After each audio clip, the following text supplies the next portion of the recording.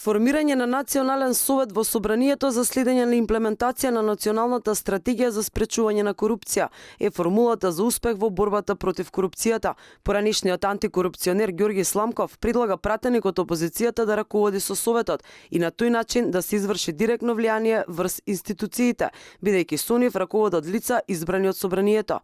Но само пред 2 дена претседателката на антикорупцијска се пожали дека првиот парламентарец на дневен ред се уште не го ставил извештајот од 2021. Според Сламков, несоработката од страна на собранието придонесува за голем неуспех во сузбивањето и превенцијата на корупцијата. Тие работи треба да се погледнат многу на време, за можеби нешто ќе било направено подобро во изминатава година. Сега значи имаме фактичка состојба која што е многу лоша. Да кажеме дека 10% од активностите се реализирани на националната стратегија, тоа значи дека националната стратегија не се не реализира.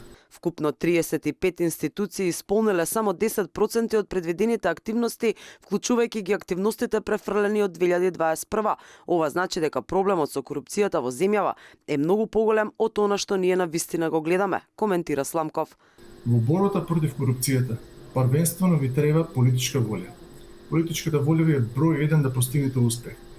Донесувањето на норматива, на закони, на стратегии, тоа е лесниот дел, тоа ќе се донесе. Меѓутоа, следниот чекор, имплементацијата која што подразбира постојање на независни институции, е повторно клучен сегмент, затоа што тоа значи деполитизација на тие институции, односно постојање на луѓе со интегритет кои што ќе ги водат тие институции.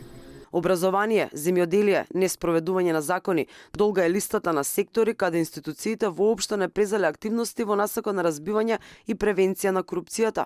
Освен домашната јавност и меѓународната заедница постојано посочува на висок степен на корупција во македонското општество.